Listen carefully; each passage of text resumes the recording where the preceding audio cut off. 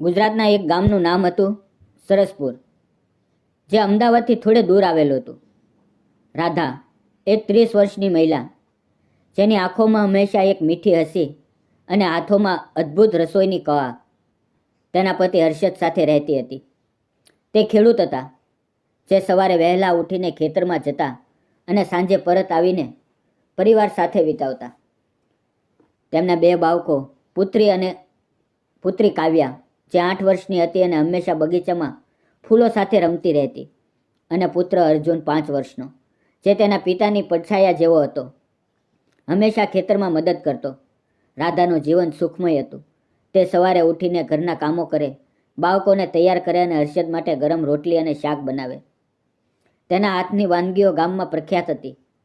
ગામની મહિલાઓ તેને પૂછતી, રાધા, રાધા, તારા હાથમાં કોઈ જાદુ છે કે? અને તે હસીને કહેતી, બસ, પ્રેમથી બનાવું છું. હર્ષદ તેને હંમેશા પ્રોત્સાહન આપતા. તેના લગ્નને 10 વર્ષ થયા હતા અને તેમની પ્રેમ કથા ગામમાં ઉદાહરણરૂપ હતી. હર્ષદ કહેતા, રાધા, તું મારી જીવન સાથી નહીં, મારી જીવન છે. પરંતુ જીવનની આ સુખી તસવીર અચાનક જ વિખેરાઈ ગઈ. એક વરસાદી રાત્રે, જ્યારે આકાશમાં વીજળીના ચમકારા અને વરસાદના તોફાની અવાજો ગુંજી રહ્યા હતા, હર્ષદ ખેતરમાંથી પરત આવી રહ્યો હતો. તેમની મોટરસાયકલ પર વીજળીના તાર તૂટી પડ્યા અને તેઓ ત્યાં જ મરી ગયા. રાધા ઘરમાં બેઠી તેમની રાહ જોતી હતી. બાળકો સૂઈ ગયા હતા અને તે બારીમાંથી વરસાદ જોઈ રહી હતી. અચાનક દરવાજે ટકોર પડ્યા. પોલીસ અને ગામના કેટલાક લોકો આવ્યા. બહેન, હર્ષદભાઈ, પોલીસવાળાએ કહ્યું, અને રાધાનું હૃદય ધબકારા ચૂકી ગયું. તે રડી પડી, સીજ પાડી, પરંતુ કોઈ જવાબ ન મળ્યો. તે રાત્રે તેનું વિશ્વ અંધકારમય બની ગયું. અંતિમ સંસ્કાર પછી ગામના લોકો તેને દયા બતાવવા આવ્યા. બિચારી રાધા કેટલી મુશ્કેલીમાં છે, તેઓ કહેતા, પરંતુ દયા માત્ર શબ્દોમાં હતી, વાસ્તવમાં નહીં. કોઈ વાસ્તવિક મદદ કરતું નહીં. રાધાના સાસુ સસરા વૃદ્ધ હતા, સાસુમાં બીમાર રહેતી અને સસરા કમજોર. તેમણે પણ સહારાની જરૂર હતી. રાધાએ ગામમાં કેટલાક નાના મોટા કામો કરવાનો પ્રયત્ન કર્યો. તે પાડોશીઓના ઘરમાં રસોઈ બનાવે, કપડાં ધોવે અને ક્યારેક ખેતરમાં મજૂરી કરે, પરંતુ તેમાંથી મળતી આવક પૂરતી નહોતી. બાળકોની શાળાની ફી, ઘરના ખર્ચા, દવાઓ, બધું જ તેના માથે આવી પડ્યું. કાવ્યા પૂછતી, મા, પપ્પા ક્યારે આવશે? અને અર્જુન રડતો રહેતો. રાધા તેમને આલિંગનમાં લઈને કહેતી, ભગવાન તેમને તારા પાસે મોકલશે. પરંતુ તેનું પોતાનું હૃદય તૂટી રહ્યું હતું. દિવસો વીતતા ગયા અને રાધાની મુશ્કેલીઓ વધતી ગઈ. ગામમાં વિધવા તરીકે તેને જોવાની નજર અલગ હતી. કેટલાક લોકો તેને ટાળતા, કેટલાક ગપ્પા મારતા. વિધવા થઈ ગઈ, હવે કોણ સંભાળશે? તેવા શબ્દો તેને સાંભળવા પડતા. તેને લાગતું કે તેનું જીવન અટકી ગયું છે. એક દિવસ તેની બહેનપણી રેખા આવી. રેખા અમદાવાદમાં રહેતી હતી અને તેણે કહ્યું, રાધા, તું અહીંયા રહીને શું કરીશ? અમદાવાદ મુંબઈ હાઈવે પર જા. ત્યાં હોટલમાં રસોઈયાની જરૂર હોય છે. તારા હાથની વાનગીઓ તો ગમશે જ. રાધાએ વિચાર કર્યો. તેના મનમાં ડર હતો, અજાણી જગ્યા, અજાણ્યા લોકો, બાળકોને છોડીને જવું, પરંતુ ભૂખ અને ગરીબીનો ડર વધુ મોટો હતો. તેણે સાસુમા સાથે વાત કરી. માં, હું જઈને કામ શોધીશ, તમે બાળકોને સંભાળજો. સાસુમાં આંસુ સાથે કહ્યું, જા બેટા, ભગવાન તારી રક્ષા કરે. રાધા બસમાં ચડી અને હાઈવે તરફ નીકળી. હાઈવે પર વાહનોની ધમાલ, ટ્રકોના હોર્ન અને ધૂળની ગંધ તેને નવી દુનિયા જેવી લાગી. તેણે કેટલીક હોટલોમાં પૂછપરછ કરી. મોટાભાગની જગ્યાઓ પર ના મળી. અમને પુરુષ રસોઈયા જોઈએ. કેટલાક કહેતા, તું વિધવા છે, કામ કરી શકીશ? કેટલાક શંકા કરતા. રાધાનું હૃદય તૂટી રહ્યું હતું, પરંતુ તે નિરાશ ન થઈ. આખરે એક હોટલમાં, હેવનમાં તેને કામ મળ્યું. આ હોટલ હાઈવેની બાજુમાં હતી, જ્યાં ટ્રક ડ્રાઈવર્સ, પ્રવાસીઓ અને વેપારીઓ આરામ કરવા આવતા. હોટલના માલિક વિરેન્દ્રભાઈ, 40 વર્ષના મધ્યમ વયના માણસ, જેઓની આંખોમાં એકલતાનું દુઃખ દેખાતું. તેમની પત્નીનું પણ કેટલાક વર્ષ પહેલાં કાર અકસ્માતમાં મૃત્યુ થયું હતું અને તેઓ એકલા જ હોટલ ચલાવતા હતા. વિરેન્દ્રભાઈએ રાધાને જોઈને કહ્યું, તારા હાથની વાનગીઓનો સ્વાદ તો જોવો પડશે. એક ઢોકળા બનાવીને બતાવ. રાધાએ તરત જ રસોડામાં જઈને ઢોકળા બનાવ્યા. નરમ, સ્પંજી અને વઘાર સાથે. વિરેન્દ્રભાઈએ ચાખીને કહ્યું, વાહ, આ તો ઘર જેવું છે. કાલથી કામ પર આવજે. તને પગાર સારો આપીશ અને રહેવાની વ્યવસ્થા પણ કરીશ. રાધા ખુશ થઈ ગઈ. તે વહેલી સવારે ગામથી બસમાં આવે, હોટલમાં કામ કરે ને સાંજે પરત જાય.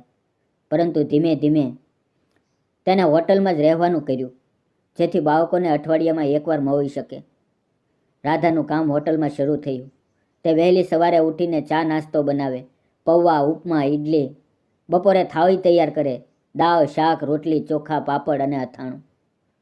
સાંજે ડિનરમાં વિશેષ વાનગીઓ, પનીરની વાનગીઓ, બિરયાની અને ગુજરાતી સ્પેશિયલ. તેના હાથની વાનગીઓએ હોટલને પ્રખ્યાત કરી દીધી. ટ્રક ડ્રાઈવર્સ કહેતા, બેન, તારા હાથનું ભોજન તો માં જેવું છે. અમને તો ઘરની યાદ આવી જાય છે. પ્રવાસીઓ તો વખાણ કરતા, આ હોટલમાં આવીને આનંદ આવે છે. વિરેન્દ્રભાઈ પણ તેના કામથી ખુશ હતા. તેઓ રાધાને જોતા રહેતા, તેની મહેનત, તેની સરળતા, તેની આંખોમાંનું દુઃખ, જે તેને છુપાવવાનો પ્રયત્ન કરે છે.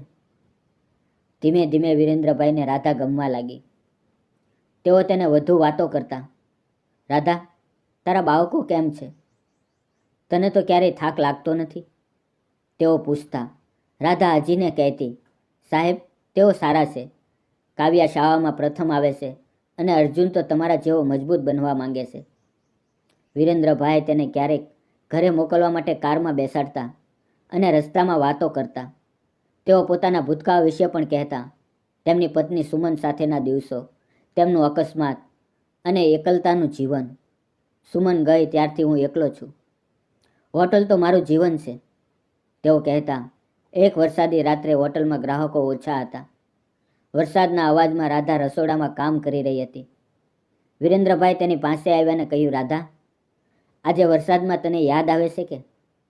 રાધાએ આંખો નીચી કરી અને કહ્યું, હા સાહેબ, આ વરસાદમાં હર્ષદ ગયા હતા.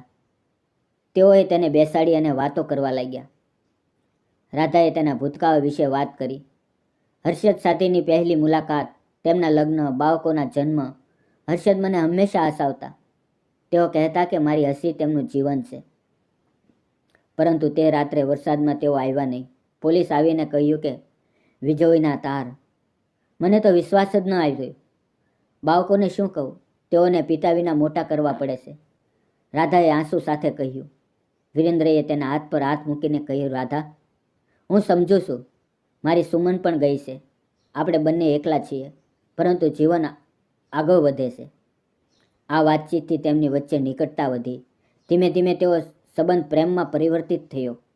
વિરેન્દ્ર રાધાને ફૂલો આપતો, તેના માટે વિશેષ વાનગીઓ ઓર્ડર કરતા અને ક્યારેક તેના બાળકોને મળવા ગામમાં જતા. કાવ્યા અને અર્જુન તેમને કાકા કહીને બોલાવતા. રાધા પણ વિરેન્દ્રને પસંદ કરવા લાગી હતી. તેમની કાળજી, તેમની મહેનત, તેમની સમજણ. તેઓ કહેતા, રાધા, તું મારા જીવનમાં પ્રકાશ લાવી છે. પરંતુ બંનેને સમાજનો ડર હતો. ગામમાં વિધવા પૂર્ણ લગ્નને ખરાબ નજરે જોવામાં આવે છે. લોકો શું કહેશે? મારા બાળકોને કોણ સ્વીકારશે? સાસુમાં શું વિચારશે? રાધા વારંવાર કહેતી. એક દિવસ વિરેન્દ્રએ રાધાનો હાથ પકડીને કહ્યું, રાધા, હું તને પ્રેમ કરું છું. તારા ભૂતકાળને હું સ્વીકારું છું. આપણે લગ્ન કરીએ. સમાજનો ડર તો હંમેશા રહેશે, પરંતુ આપણું જીવન આપણું છે. તારા બાળકોને હું પિતા તરીકે સ્વીકારીશ. રાધાએ ઘણો વિચાર કર્યો. તેણે સાસુમા સાથે વાત કરી. માં, વિરેન્દ્ર સારા માણસ છે. તેઓ મને અને બાળકોને સુખી આપી શકે છે. સાસુમાં આંસુ સાથે કહ્યું, બેટા, તારું સુખ જ મારું સુખ છે. જા, નવું જીવન શરૂ કર. આખરે રાધાએ હા પાડી. તેઓએ સરળ રીતે લગ્ન કર્યા, મંદિરમાં, થોડા મિત્રો અને પરિવાર સાથે. કોઈ મોટો તમાશો નહીં, ફક્ત પ્રેમ અને વિશ્વાસ. લગ્ન પછી તેમનું જીવન નવી શરૂઆતમાં પરિવર્તિત થયું. રાધા હોટલમાં કામ કરે, વિરેન્દ્ર તેને મદદ કરે અને બાળકોને નવો પરિવાર મળ્યો. હોટલ વધુ સફળ થઈ, ગ્રાહકો વધ્યા અને રાધા ફરીથી હસવા લાગી. પરંતુ સમાજમાંથી કેટલાક ટીકાઓ આવી. વિધવા અને વિધુરના લગ્ન, આ તો અશુભ છે, કેટલાક ગામના લોકો કહેતા. પરંતુ તેઓએ તેને અવગણી અને આગળ વધ્યા. વિરેન્દ્ર કહેતા, આપણું પ્રેમ સમાજ કરતાં મોટો છે. આ વાર્તા કહે છે કે વિધવા અથવા વિધુરને પૂર્ણ લગ્નનો અધિકાર છે. સમાજના પૂર્વગ્રહો અને રૂઢિઓને તોડીને વ્યક્તિને તેના જીવનની નવી શરૂઆત કરવાની તક મળવી જોઈએ. પ્રેમ અને સમર્થનથી કોઈ પણ ભૂતકાળને પાર કરી શકે છે.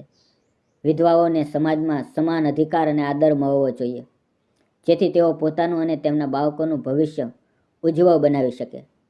આ વાર્તા એક સામાજિક સંદેશ આપે છે કે સમાજે પરિવર્તનને સ્વીકારવું જોઈએ અને વિધવાઓને માત્ર દયાની નજરે નહીં, પરંતુ આદર અને તકની નજરે જોવી જોઈએ. મિત્રો, વાર્તા પસંદ આવી તો વિડીયોને લાઇક, ચેનલને સબસ્ક્રાઈબ જરૂર કરજો. ફરી મળશું એક નવી વાર્તામાં. ત્યાં સુધી આવજો.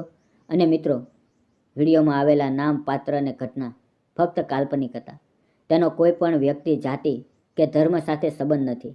આ વાર્તા ફક્ત શૈક્ષણિક અને મનોરંજન ઉદ્દેશથી બનાવવામાં આવી હતી. તેને અન્યથા ન જોશો. ધન્યવાદ મિત્રો. તમારું ધ્યાન રાખો. ફરી મળીએ આવતીકાલે.